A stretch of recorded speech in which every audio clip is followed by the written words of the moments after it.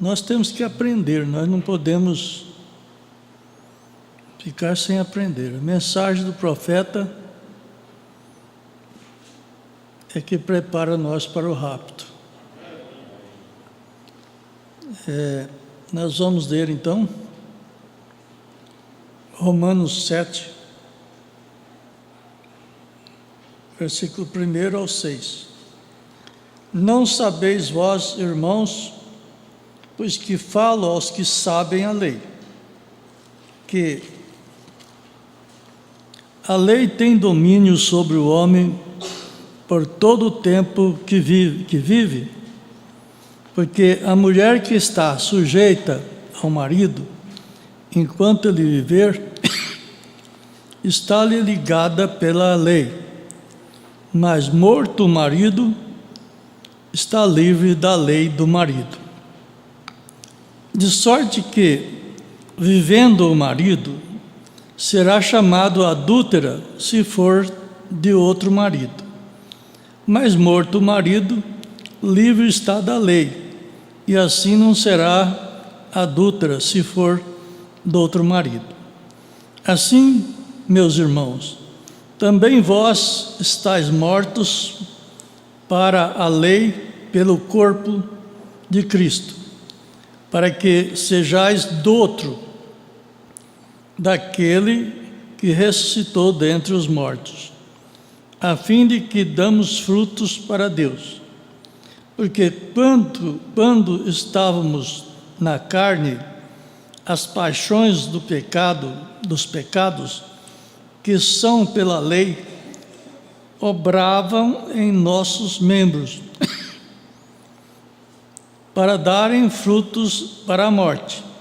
Mas agora estamos livres da lei, pois morremos para aquilo em que estávamos retidos, para que sirvamos em novidade de espírito e não na velhice da letra.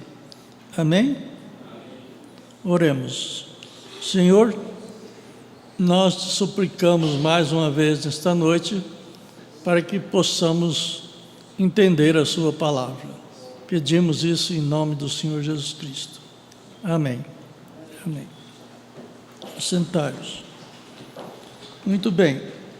Nós estamos esperando o casamento de Jesus, com Jesus Cristo, não é? Estamos todos esperando o casamento com Jesus Cristo. Só que nós temos que passar pelo noivado ainda, né? Hoje nós vamos aprender sobre o noivado da noiva de Cristo. Sabia que tinha um noivado? Quando você casou, não fez noivado? Fez? Então, Jesus também tem um noivado. A mensagem união invisível da noiva mostra o noivado da noiva de Jesus Cristo. Por isso ela é a noiva, a união invisível da noiva de Cristo. A união invisível da noiva de Cristo é o noivado para o casamento do Senhor Jesus Cristo. Dá para entender assim? Presta bem atenção que isso aqui é um pouco complexo. O noivado é a primeira coisa, é a primeira união da noiva e do noivo. Não é? Vai enamorando até que chega o dia e fala, não, hoje vai ser o noivado. Ela é invisível, porque o noivo é Cristo e ele é Jesus em teofania. Sendo Jesus em teofania, ele está invisível para nós. É o tipo de Isaac e Rebeca. Ela não o conhecia, porém, ela teve que fazer uma decisão em casa para acompanhar o mensageiro que veio com uma prova de Deus cumprindo uma ordem do pai Abraão. Vocês sabem disso. Então, aqui na terra, a noiva, ela tem que fazer uma decisão. Nós, que nos consideramos noiva, mas às vezes nós não fizemos ainda a decisão, o noivado. Aí o noivado não é uma coisinha comum, né? Noivado já dá para a moça saber que ela vai deixar a casa do pai. Lembra que o Eliezer ou Eliezer, cada um fala de um jeito, ele perguntou para a família: ela vai ou não vai? E a família disse: ela faz a decisão. Não é isso? Mais ou menos assim. Às vezes está em outro termo. Então, a noiva de Jesus Cristo tem que fazer a decisão agora. Vai ou não vai com Jesus? Isso aí. Parece que é fácil. Não, eu vou com Jesus. Vem, Jesus, vem. Mas não é muito facinho assim, não. Parágrafo 36. Eu vou meditar só nessa mensagem, a união invisível da noiva. Possa eu acrescentar a esta mulher. Ele colocou o nome dessa mulher, Graça. Possa eu colocá-la na Bíblia, tal como foi chamada a senhora eleita. Senhorita, esta senhorita, Graça, na qual vou falar. Vocês sabem, a Bíblia declara, diz, a senhora eleita. Vocês sabem já disso, né? Tem uns que expressam senhora, né? Eu não sei se eu estou certo, se eu estou errado. Eu falo senhora, não sei se eu estou certo. Se vocês notarem, eleita vem da palavra senhora escolhida. Quer dizer, a moça tem que ser escolhida pelo moço. Uma dama foi escolhida dentre todo o resto das demais como uma virgem trazida ao corpo de Deus na terra. Ela foi uma mulher escolhida. Agora, tem uma reticência. Deus escolheu Maria. E Deus tem escolhido também uma senhora eleita, a qual é sua noiva. Ela é escolhida e eu espero que nós sejamos membros disso nesta noite. Através do mundo, ou melhor, através da nação. Parágrafo 37.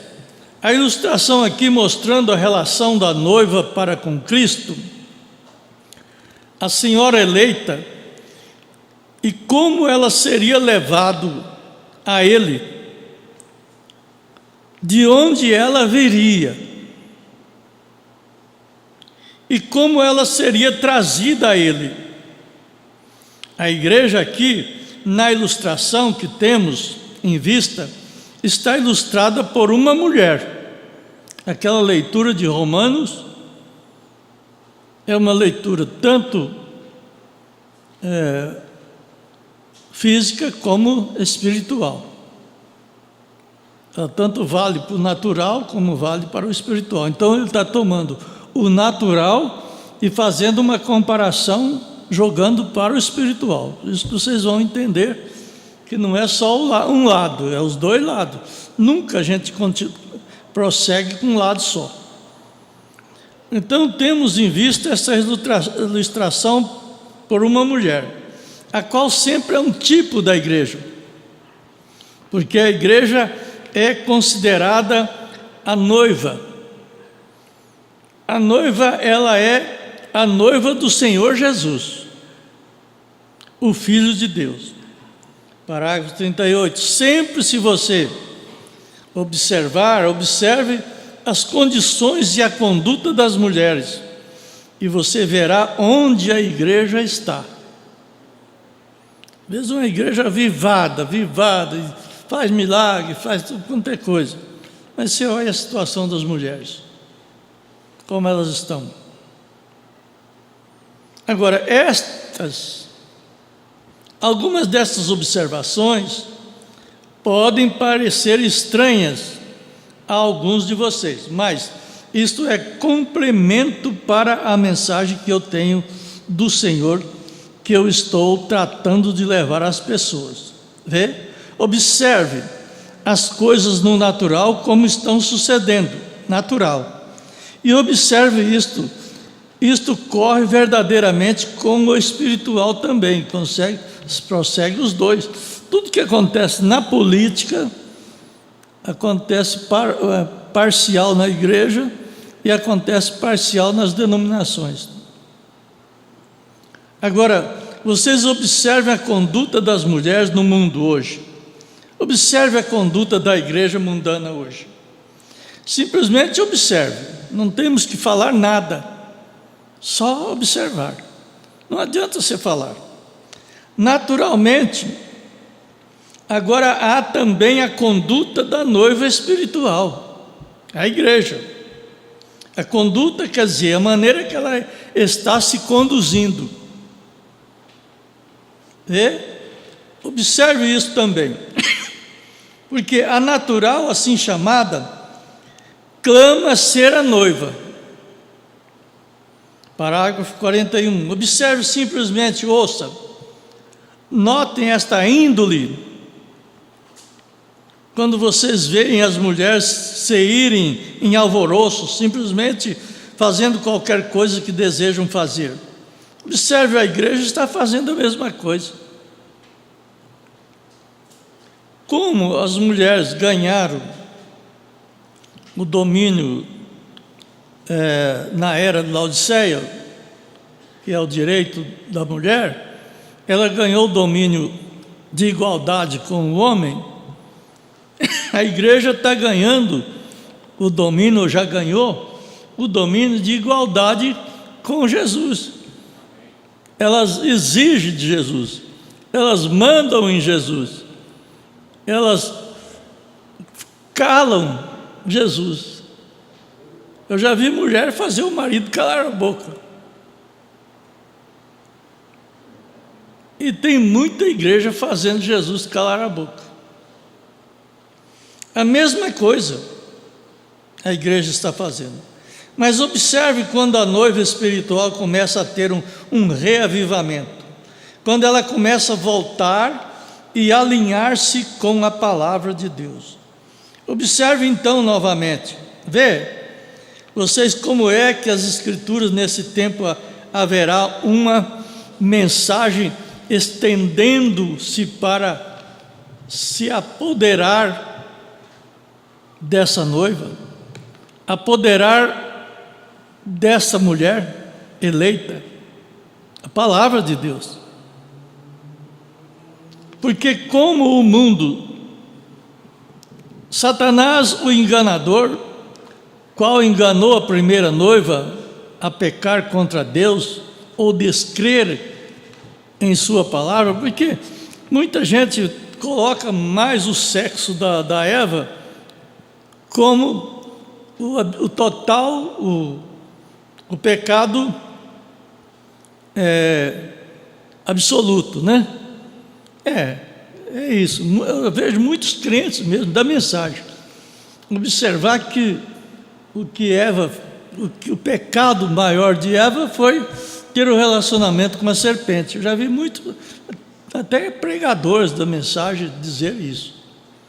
Mas o pecado capital não foi totalmente o relacionamento dela com a serpente. Esse relacionamento dela com a serpente foi o fruto do pecado capital, O pecado capital foi ela descrer no que Deus havia falado para ela. Entenderam isso? Esse foi o pecado. E daquele pecado veio o fruto, que foi o filho bastardo, o filho híbrido. E agora, parágrafo 42. Hoje, enquanto nós vemos a igreja natural em seu evangelho intelectual, apartando-se mais e mais da palavra, no evangelho social. Existe o evangelho intelectual, o evangelho social e o evangelho espiritual. São três. Encontramos que a mulher do mundo nas ruas, membros das tais, estão se comportando na mesma atmosfera. Você não as pode reconhecer. Elas têm perdido todo o sentido da decadência comum. As pessoas o têm. E essa é a forma que a igreja o tem perdido. E a podem ver caminhando diretamente ao concílio ecumênico. Nós estamos próximos a obter isto. Já houve comentários que, na realidade, vai haver a união das igrejas. Eu não quero comentar isso porque é um quadro que eu não gosto de entrar nisso. Não é certo? Tão certo como qualquer coisa no mundo, e diretamente a Roma, tão forte como pode ir, vê? Porque está profetizado, e aí está ela. Esse é o comportamento. Nós temos família, cada família aqui está acostumado a isso. Algumas vezes tudo corre bem para você por anos. Então, de repente, encontrará um revés, ao contrário. Dizemos muitas vezes aqui no sul, lá dos Estados Unidos, quando chove derrama e tudo vai mal. Vão atravessando uma noite, então há um amanhecer, logo uma noite. Tudo corre em continuidade. Aqui o profeta São Paulo está dizendo que uma mulher, é o parágrafo 48, não pode tornar a se casar até que o seu primeiro esposo esteja morto. Ela não pode se casar enquanto seu primeiro esposo estiver vivo. Por circunstância alguma, ela tem que permanecer solteira enquanto seu primeiro marido viver. E se ela cometer tal pecado, será chamada adúltera. Eu estou falando do natural. Agora, para tipificar com o espiritual. Se esta mulher cometer tal pecado, então ela está marcada adúltera. Se ela tem dois esposos vivos ao mesmo tempo. Portanto, ao fazer isto, ela tem perdido os seus direitos para com Deus. E o céu, ao fazer assim, seguro que ela o perdeu. Ela é uma excluída da economia de Deus, conforme as Escrituras que acabei de ler.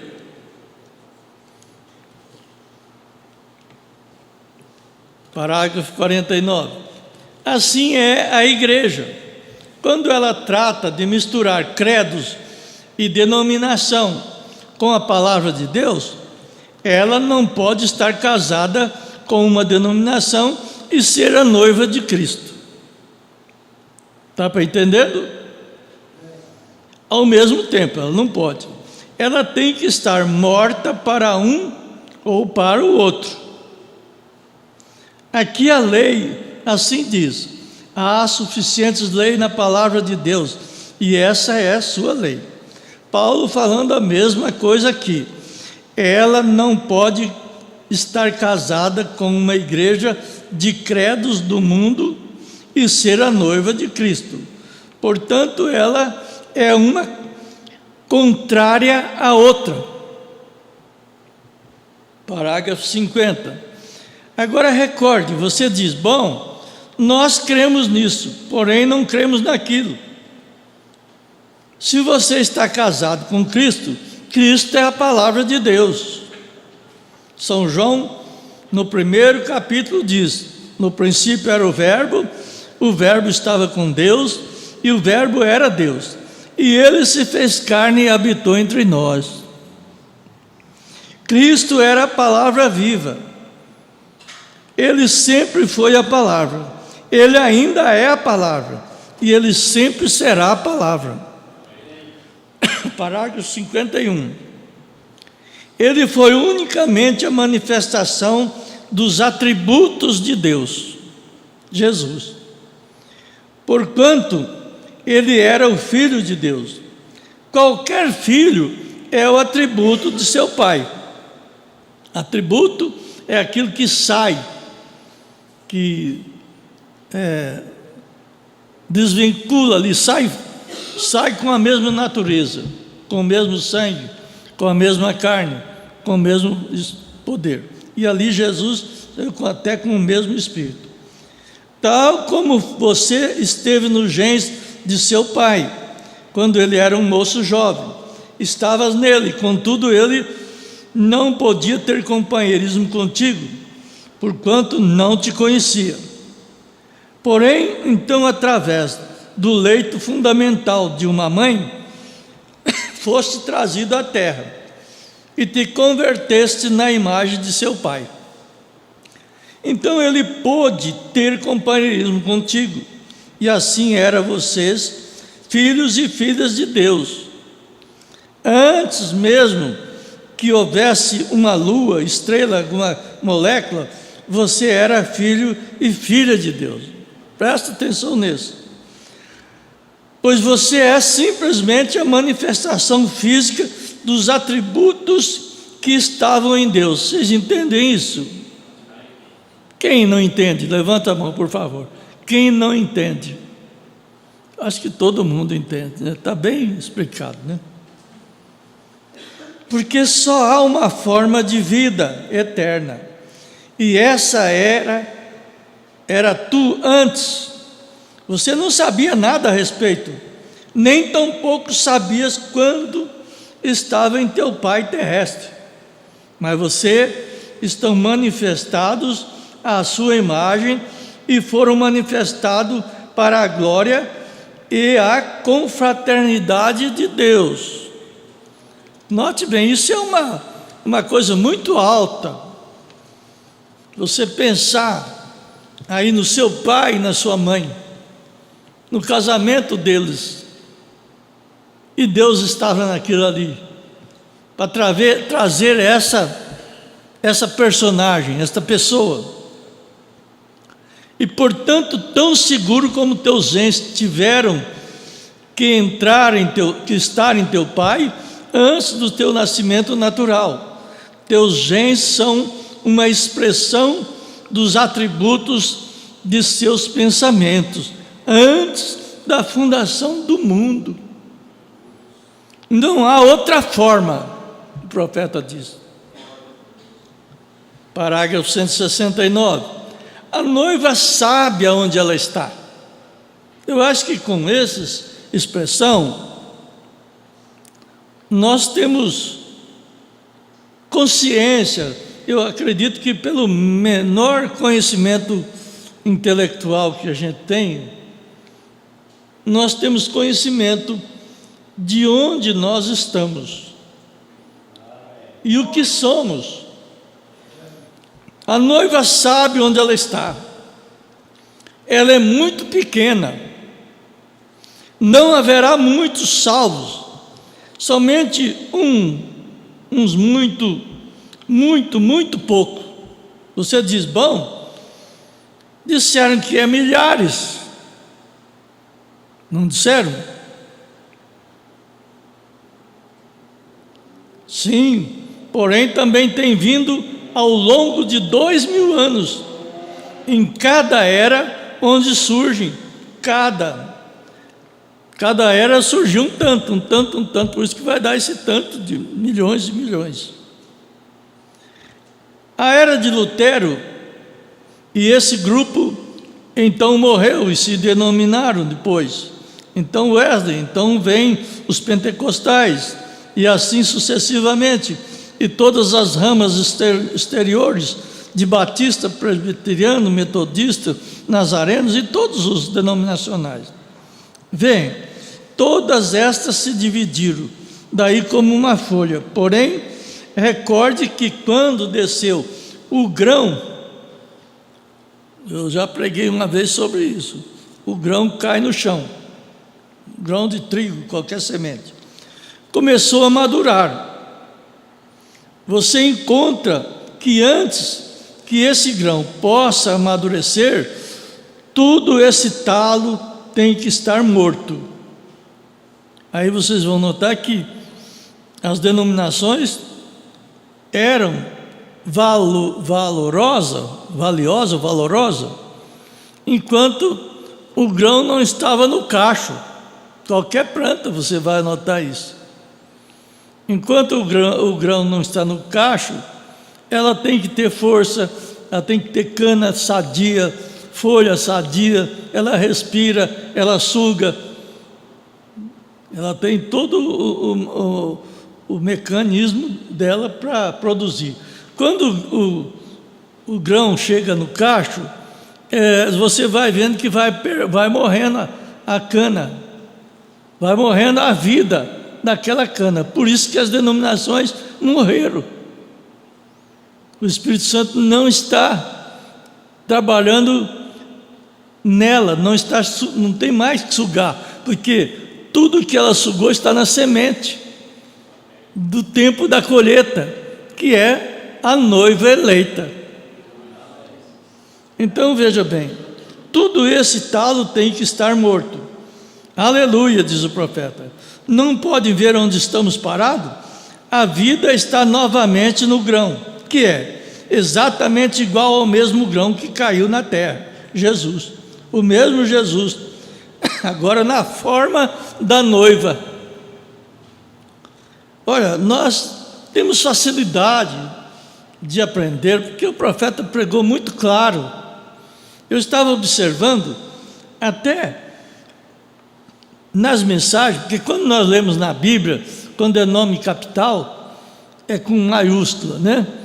E nas mensagens a mesma coisa. Vocês podem ver que entre linha, entre frase, quando é assunto capital, a letra é maiúscula. Observe para vocês verem nas mensagens.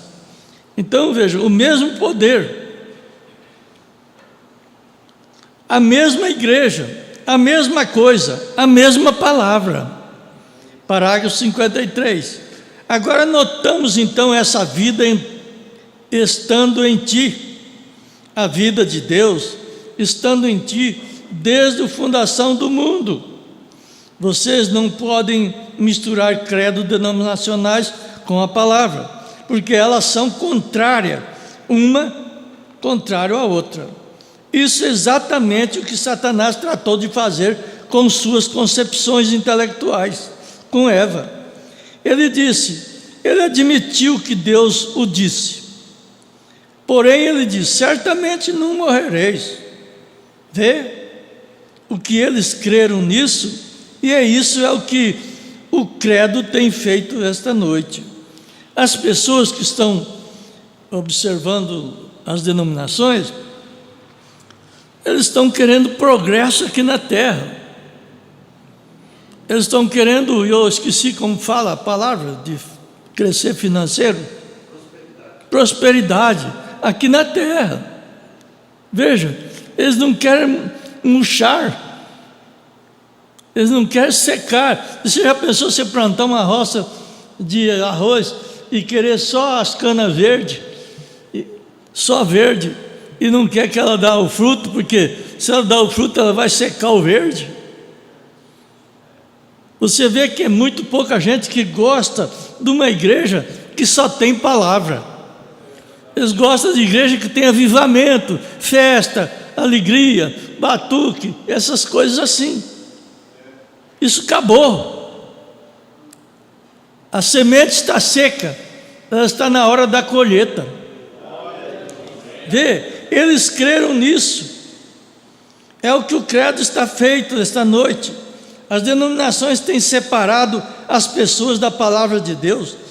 Não disse Jesus quando ele veio: vocês com suas tradições têm invalidado os mandamentos de Deus para as pessoas. Através dos nossos credos, temos desassociado o companheirismo com o Espírito Santo. Veja bem, ungir a palavra de Deus que está desatada. Para ungir a palavra de Deus que está desatada para esta geração. Também temos separado as pessoas por meio da denominação, não tendo eles uma oportunidade para ver isso.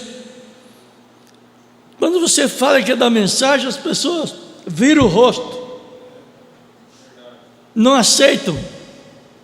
Às vezes nós queremos ficar nervosos, mas nós não precisamos ficar nervosos. Nós temos que sair procurando aonde está a semente. Aquele que virar a cara é o problema dele. Você não vai fazer ele se converter na palavra. Ele está crendo no credo dele. Você vê que os credos, as denominações, desde a mãe, está crescendo cada vez mais.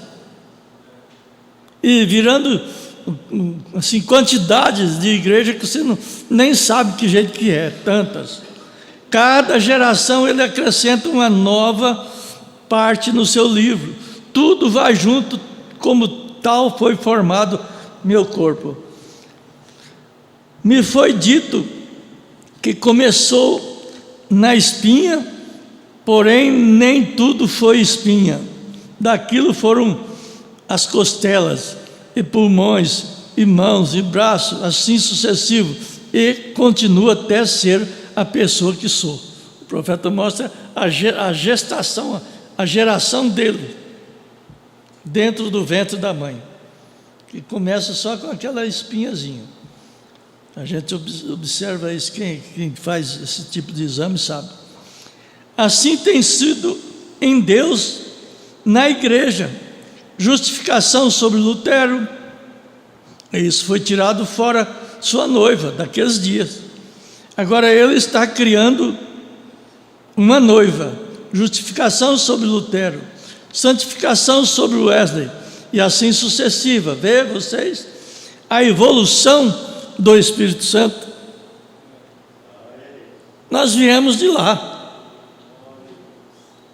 mas agora nós estamos no cacho, aonde deveríamos ser apreciados, mas como não tem folha, o vento não está fazendo vantagem mais para nós, não tem flores, não tem nada, nós estamos curvando, ninguém dá valor, ninguém dá valor. Então veja bem, o Espírito Santo sendo dado mais a mais, porque o corpo está construindo, indo à cabeça, o qual é Cristo, o corpo de Cristo. Agora, ela, como qualquer mulher, se está casada com Cristo, a palavra, ela não pode estar casada com uma igreja denominacional ao mesmo tempo, porque está sujeita a isso. Ela não poderá viver com ambos esposos ao mesmo tempo. Aí o profeta vai mostrar que o mundo é o primeiro marido nosso. Às vezes nós olhamos para a palavra, a expressão marido, e nós só pensamos que é casado, né? Casar o marido e a mulher. Tudo que domina é o marido. Na realidade, a mulher ela tem um domínio, que é o marido. Embora a lei deu esse direito, mas o cristão está sobre a graça, ele não está sobre a lei. está vivendo sobre a graça. Então, tudo que domina a gente é o marido. Por exemplo, quem domina os homens é Cristo, é o marido. E o marido domina as mulheres. Ela é dominada por Cristo, porque se o marido está dominado por Cristo, logicamente, o marido é Cristo. Está dominada por Cristo também. Entenderam assim? Ela não poderá viver com ambos os esposos ao mesmo tempo. Eles são um contra o outro. Agora eu pergunto, será que nós realmente morreu o primeiro marido? Será que morreu mesmo o nosso primeiro marido? Porque não pode casar tendo um marido vivo. Aqui é levando para o espiritual. Você não poderá casar com Jesus se o primeiro marido seu está vivo. Porque ele pegou nós casada com o mundo. Ele não está pegando nós como uma virgem. Nós se tornamos virgens depois do novo nascimento. Mas até chegar ali, você é casado com o mundo. O mundo dominava nós. Quem que tem bandeirinha do Brasil lá por causa do jogo agora? Camiseta do Brasil. Está vestindo...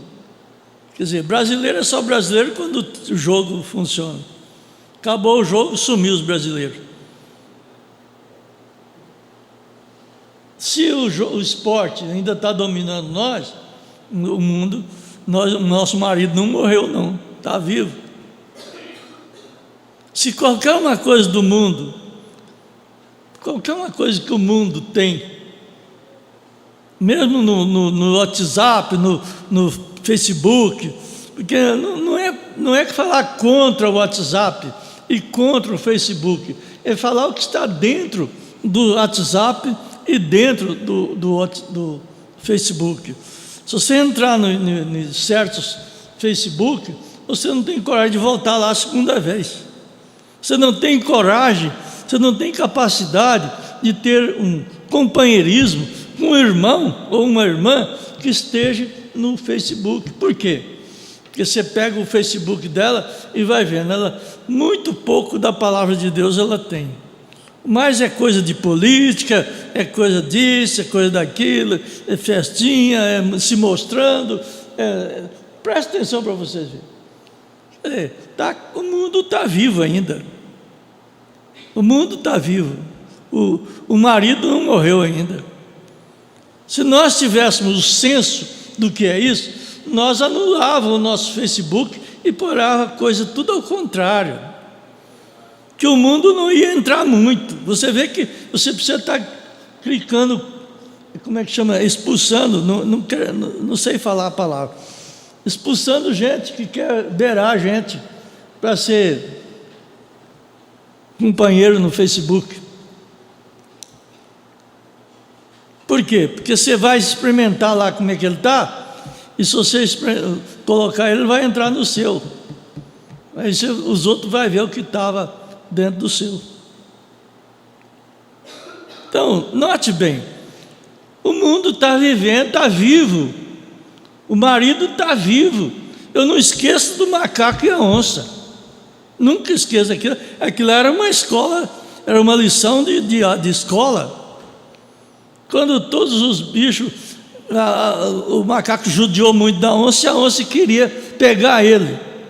Então não teve meio, a não ser ela fingir que estava morto, mandar os bichos tudo alarmar que ela estava morta, e os bichos chegavam e a maioria acreditava que ela estava morta, e chorava, e saía chorando, que a comadre de onça morreu, coitadinha da comadre de onça, morreu, e falava, vai lá pelo menos dar uma despedida para ela, ela cuidava de nós aqui. E o macaco falava assim, eu não tenho confiança nela não. Não, mas ela morreu, agora está morta.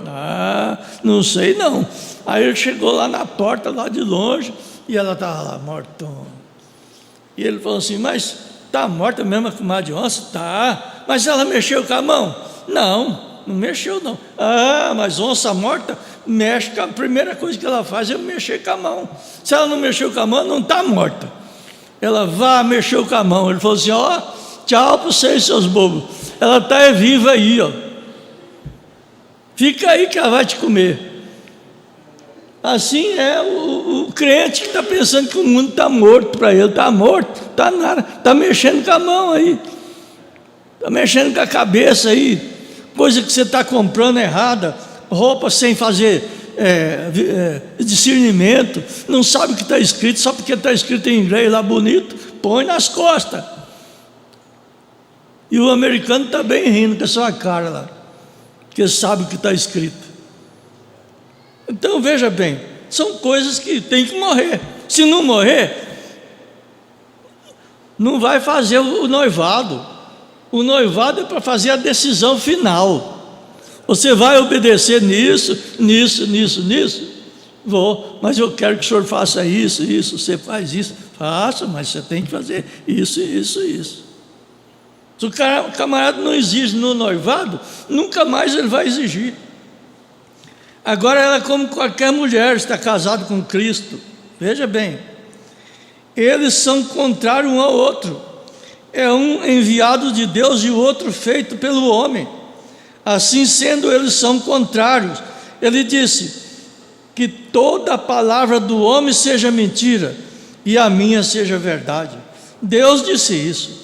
Tão contrários são um do outro como a lei foi com a graça. Tal como fala Paulo aqui, um deve estar morto para ter o outro. E se ela trata de misturar, será chamada adúltera. Ou pense nisso, através da nação, pense nisso. Deus disse que se trata de estar com os dois ao mesmo tempo, será chamado adúltera. Qual a adúltera que pode entrar no reino do céu? Se casaria Deus com uma adúltera? Será que Deus iria casar com uma adúltera? Ele já achou nós casados. Então agora tem que morrer o marido primeiro, para depois ele casar com nós. Ele está dando essa oportunidade no noivado. Veja bem, com certeza que não. Ele nos pediu que não fizéssemos. Ela será chamada adúltera. Então seus filhos, se ela é uma adúltera, seus filhos são ilegítimos. Ilegítimos, o profeta fala 3 vezes. Isso é o que é. Não a igreja, mas a palavra, ele é o ilegítimo. Parágrafo 60. Que quadro este de Apocalipse 3, aqui nos últimos dias da era da igreja de Laodiceia. Que grupo ilegítimo, que mistura denominacional, mornos, continua se chamando a si mesmo cristãos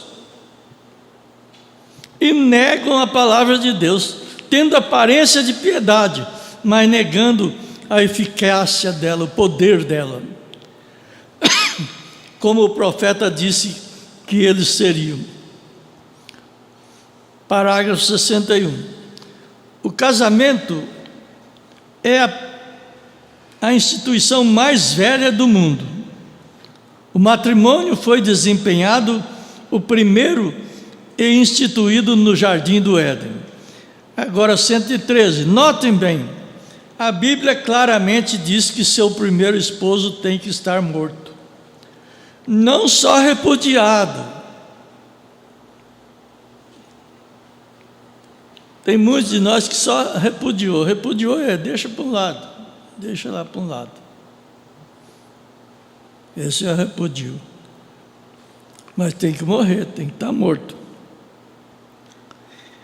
Agora, acabei de pregar acerca de casamento e divórcio, e todos vocês sabem acerca disso. Não estou falando agora unicamente a esta congregação aqui, mas através da nação, através de nós.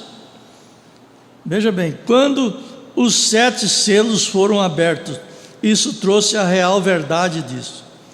Assim sendo, ao estar casado com o segundo Adão, Cristo, vocês já sabem que Cristo é o segundo Adão, né? Todos sabem disso? Primeiro Adão no Éden, o segundo Adão, Jesus, lá na manjedoura, a nova criação, né? Adão, a velha criação, Jesus, a nova criação. A palavra,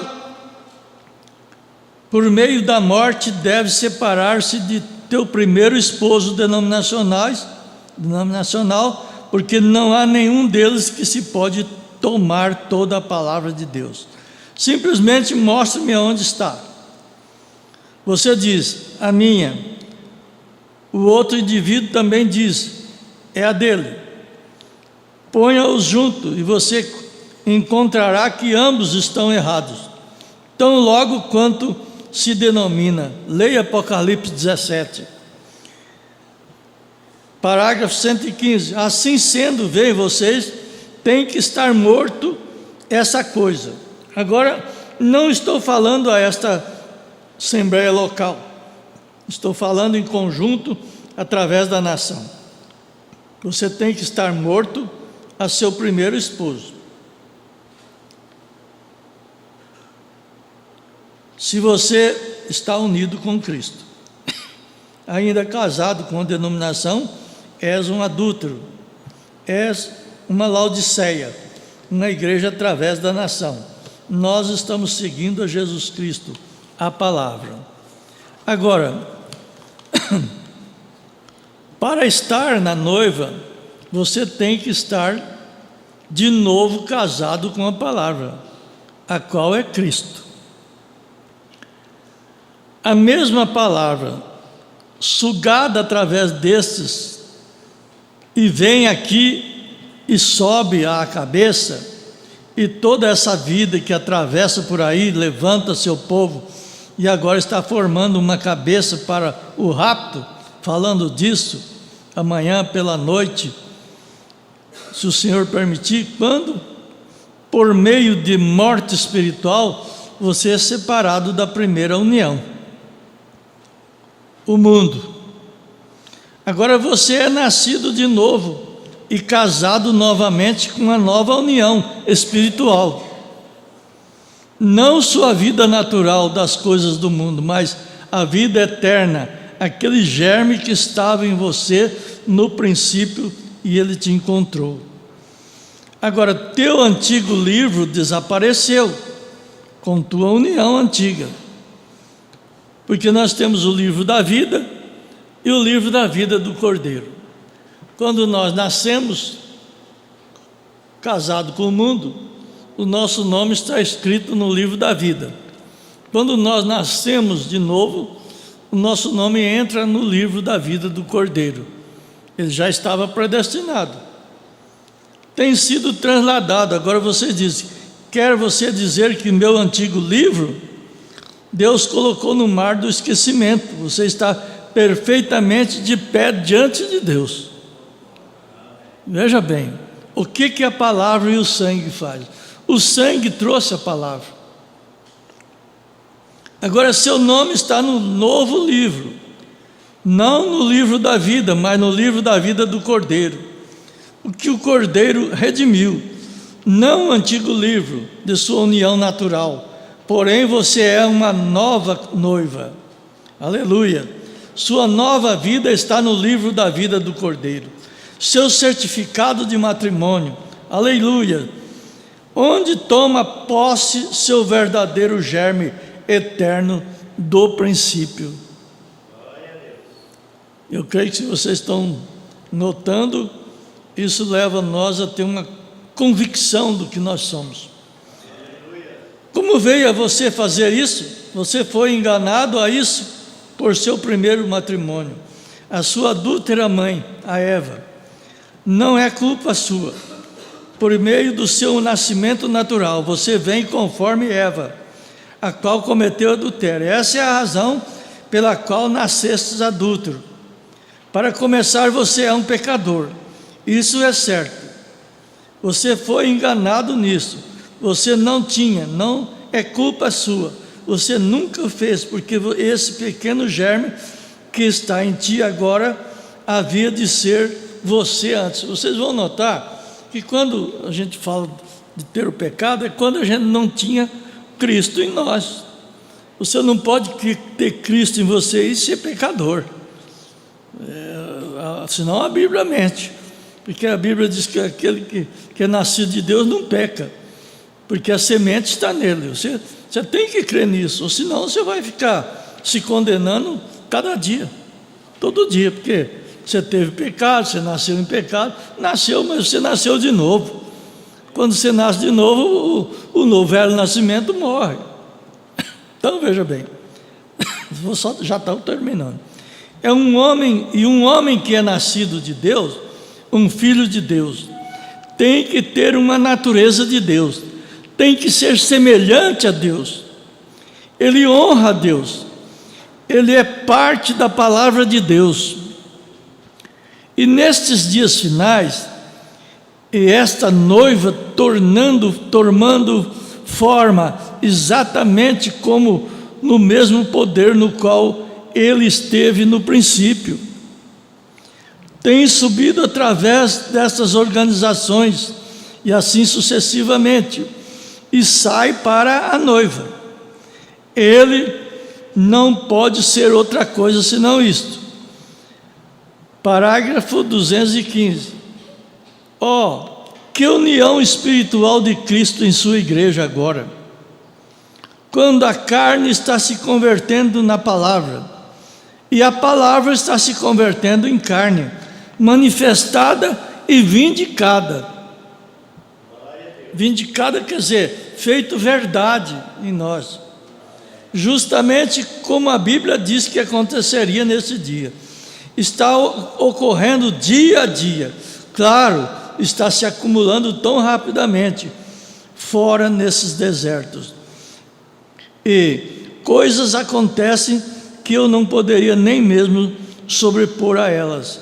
Estamos próximos da vinda de Jesus, ser unidos com a igreja, onde a palavra se converte na palavra. Amém? Eu acredito, irmão, que esses estudos são difíceis para suportar, porque são coisas mais faladas, lidas, né? Mas vocês devem pegar essas mensagens e retorná-las, tomar novamente essa mensagem, a união invisível da noiva, que eu só li ela, não peguei outra. Mas veja bem, isso deve fazer nós sentirmos a necessidade de o primeiro marido morrer, né? Quem está largado do marido, às vezes não deseja que o marido morra, porque é humano. Mas esse marido que nós fomos encontrados casado, que é o mundo, nós temos que desejar ele morrer para nós. Se deseja ele morrer, porque se ele não morrer, você não casa. Entenderam esse? Se ele não morrer, você não casa de novo. Amém? Senhor Jesus, nós te agradecemos nesta noite por tudo que o Senhor tem feito por nós, pela graça e a misericórdia que o Senhor tem dado em conhecer esta mensagem que está nos levando para o rapto, em nome do Senhor Jesus Cristo. Amém, Senhor. Amém. Deus abençoe a todos. Não fique aí.